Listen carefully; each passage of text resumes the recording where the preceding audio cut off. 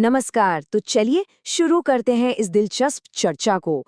आज हम जिस कहानी पर बात करने वाले हैं ना, वो किसी बड़ी बॉलीवुड फिल्म की स्क्रिप्ट जैसी जरूर लगती है, पर यकीन मानिए ये बिल्कुल सच है।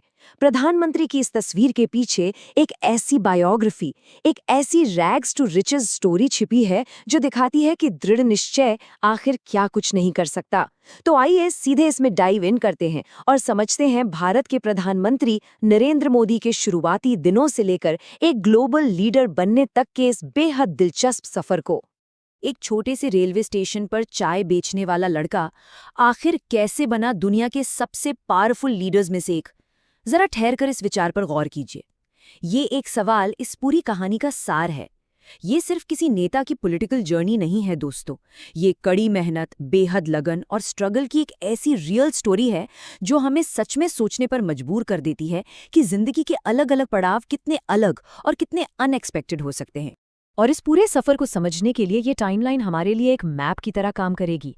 1950 में वडनगर में उनके जन्म से शुरुआत, फिर 1970s के दशक की वो स्पिरिचुअल जर्नी, 2001 में गुजरात के चीफ मिनिस्टर बनने का वो टर्निंग पॉइंट, और आखिर में 2014 में भारत के प्रधानमंत्री पद तक पहुंचना। ये पूरी टाइमलाइन बिल्कुल एक क्लासिक हीरोज जर्नी की तरह है, जिसे अब हम एक-एक करके अनफोल्ड करेंगे। Chapter 1, the humble Gujarat beginnings in Vadnagar. बात है 17 सितंबर 1950 की। गुजरात के एक छोटे से टाउन वडनगर में नरेंद्र दामोदर दास मोदी का जन्म हुआ। उनका परिवार आर्थिक रूप से यानी फाइनेंशियली काफी कमजोर था।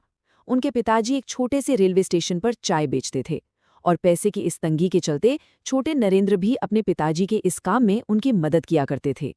सोचिए, इन्हीं बेहद साधारण और मुश्किल शुरुआती दिनों ने इस लीडर की फाउंडेशन यानी उनकी नींव तैयार की। अब इस गरीबी के बावजूद ना, उनकी कुछ आदतें और शौक शुरू से ही बिल्कुल अलग थे। बचपन से ही वो बेहद डिसिप्लिन्ड और हार्ड वर्किंग थे। पर पता है सबसे दिलचस्प बात क्या है? स्कूल के दिनों में उन्हें एक्टिंग और डिबेट्स यानी वाद विवाद प्रतियोगिताओं का बड़ा शौक था।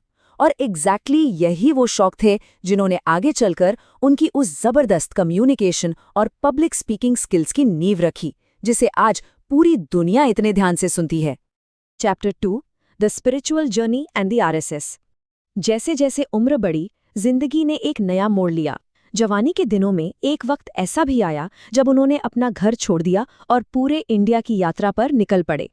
इस लंबी यात्रा के दौरान उन्होंने जो कुछ भी देखा, जो अलग अलग लोगों से मिले और सीखा, उसने उनकी पूरी थिंकिंग और वर्ल्ड व्यू को टोटली चेंज कर दिया। और ये बात बिल्कुल ब्रिलियंटली इलिस्ट्रेट करती है